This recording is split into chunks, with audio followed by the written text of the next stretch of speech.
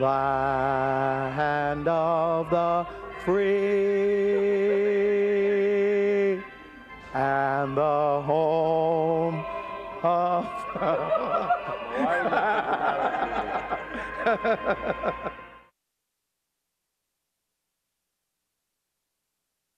Well, it was my first training camp, and Charlie Simmer had taken me under his wing, and we ended up down in Manhattan Beach. And back in those days, I had a big afro.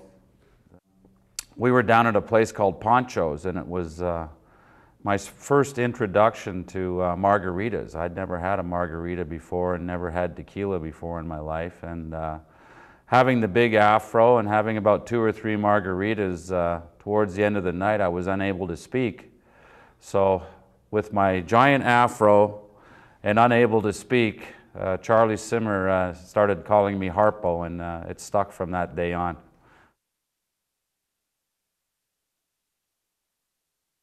I never really saw Rogie upset.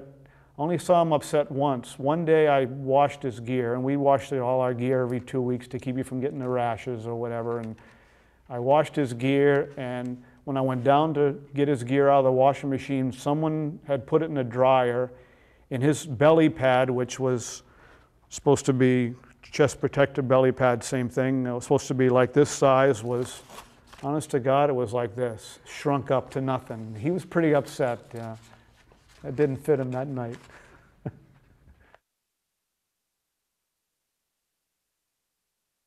And then going into LA, all of a sudden nobody knew me. I remember late August going by tennis courts and seeing it empty, and I remember thinking, you know, back in Canada, kids would be playing ball hockey or floor hockey or roller hockey, whatever you want to call it, on these tennis courts, and we got to get this sort of excitement and energy in LA.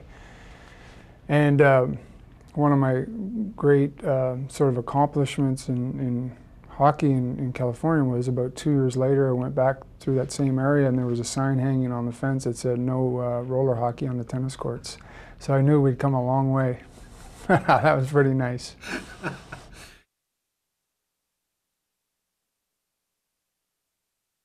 Bernie Nichols and I used to room together, and we had a thing after the pregame meal where we'd get one of our teammates' keys to his room. So I remember one time we got into Marcel Dionne's room, and Bernie and I were both hiding in the shower, and we're sitting in there and we're waiting and we're waiting and we're waiting, and it's getting hot in the shower, and we start sweating, and we hear the door open, and Marcel comes in the room, and you can hear him. He's got the newspaper, so you know what he's getting ready to do. So we're hiding in the shower, and he comes and he sits down, and we let him get comfortable. We made sure he got comfortable. We waited, and then we came out of that shower, and he had the newspaper while he was sitting on the throne, and it was the most scared I've ever seen an individual in my whole life. And even to this day, we still talk about it when I do see him, and he's still mad about it. Nobody ever snuck in my shower. I always checked. I made sure. No one got Bernie and I. That's for sure.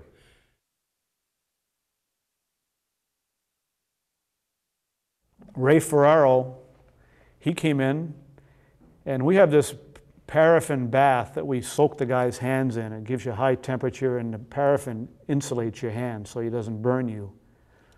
Well, he took a few donuts, stuck them in the paraffin bath, and put them back in the box. The doctor's the first guy that comes in and takes a bite of one and ate the whole thing.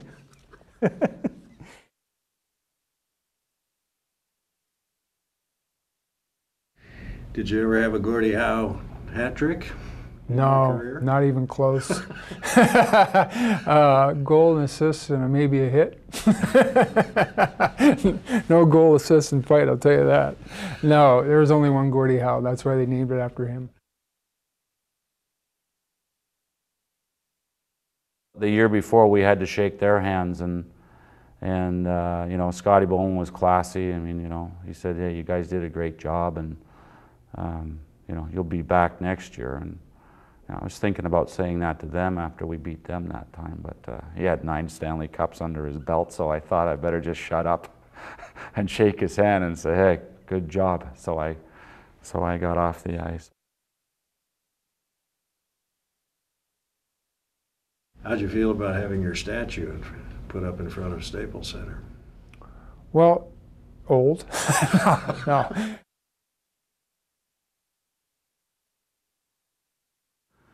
We got the second goal, and Who scored that? I think it was Dougie Smith. I thought it was you. No, I got the 4th one. Well, you think I forgot? I know when I scored. I know when I scored. It's hard to remember when everybody else scored.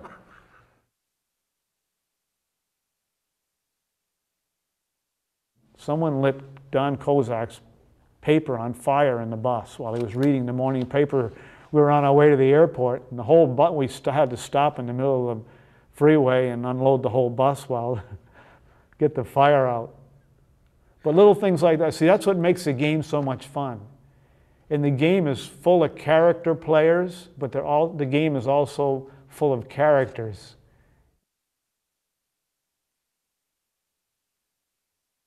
You got the moves, I've been checking your clothes. I love your little face up, that's right. But I was just a little forward, and you went on defense. Please forgive my misconduct last night.